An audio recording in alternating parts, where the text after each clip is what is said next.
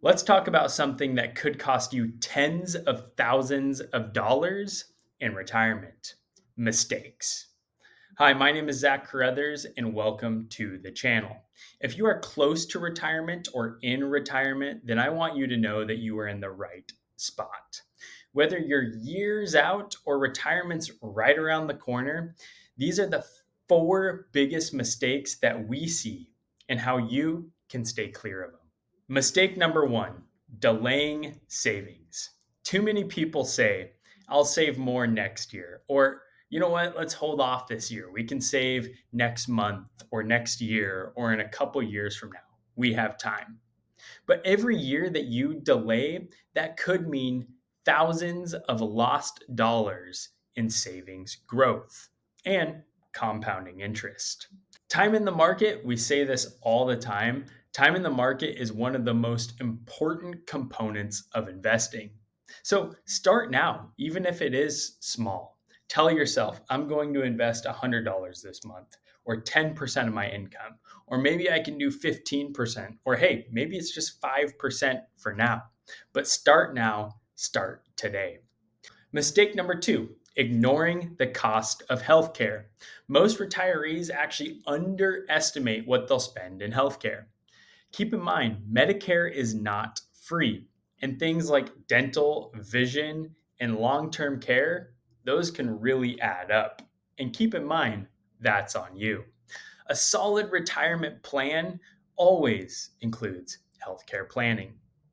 Fun fact: the average monthly cost for Medicare premiums in retirement can range from $230 per month to $430 per month, depending on the coverage options. Now, that doesn't include other medical expenses like deductibles or co-payments or co-insurance. For the median retiree, about 25% of their Social Security benefit was actually spent on medical cost. Keep in mind, that is the median retiree, the average retiree out there. Now, that's a significant portion of that Social Security benefit going towards Medicare premiums. And that's according to CNBC. Mistake number three: withdrawing too soon. Pulling out of your retirement accounts before the age of 59 and a half usually triggers a 10% penalty. And now it's not just that 10% penalty that you're going to be paying. Keep in mind, all of this was pre tax money. So you're also paying taxes on that money that you withdraw. In addition to the risks of withdrawing before the age of 59 and a half, it's crucial to understand what your withdrawal strategy is as you approach retirement or if you're already in retirement. So, this all starts with: where is your income in retirement coming from? Once you have a clear understanding of where your income in retirement is coming from, you can then look at your withdrawal rate as a percentage of your portfolio. Now, what is your withdrawal rate? Well, what your withdrawal rate is as a percent of my portfolio, how much money do I need to take out per year? So let's just say that you have $1 million portfolio and you expect that you're going to need $40,000 in retirement. Doing the quick math, that is a 4% withdrawal rate. You have your $1 million portfolio, $1 million. 4% of that is $40,000. That $40,000 is what you are going to pull out of that portfolio per year. So, as a general rule of thumb, I'm sure you've heard about this before. People like to bring up the 4% rule. That's kind of what we just covered. Don't take more than 4% of your portfolio, and your money should last you through retirement. Now, this might sound a little cliche, but this number really isn't subject to you. Your individual situation is different, and we should account for that. So, that's actually why I like to use what's called the guardrails approach over the 4% approach. Why? Because it gives us flexibility with our retirement income. With the guardrails approach, you set a high guardrail and a low guardrail based on your target withdrawal rate. Therefore, when your withdrawal rate is above or below the guardrails, you reduce or increase your withdrawal amount so that you end up within that target. So let's look at a quick example. Let's assume that you have a target withdrawal rate of, say, 5%. Your high guardrail might be 6%, and your lower guardrail might be 4%. This would then mean that your target withdrawal rate is between 4 and 6%.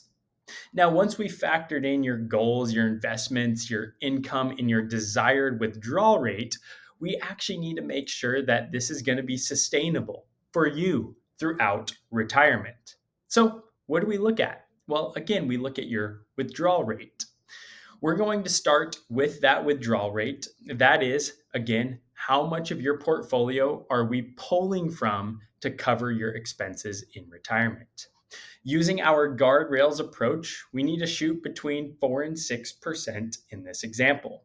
So, looking at our example case study here on the screen, you can see here that our withdrawal rate fluctuates every year. Yes. And sometimes, especially early on, it might actually be above our upper guardrail. But overall, we maintain a pretty healthy withdrawal rate that is on average within our target withdrawal rate. Being dynamic and flexible is important. This is your life that we're talking about, not some Excel spreadsheet or specific chart that we're going to look at and set course on.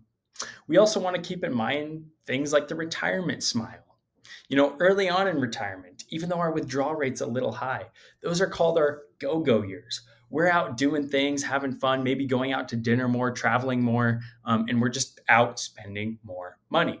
Well, there's a time in retirement where that tends to not happen as much. And as a result, you're less reliant on your portfolio. Maybe you're pulling out 4% or less. And that could supplement those years where we're go, go, go. Now, do keep in mind, it is important when we look at our withdrawal rate. Yes, we want to be dynamic and flexible, but we also want to think of things like sequence of returns risks.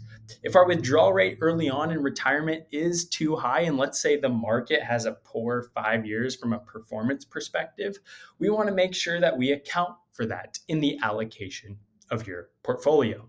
Now, that's for a different video, but that is something that we want to keep in mind as it relates to how we're withdrawing from the portfolio.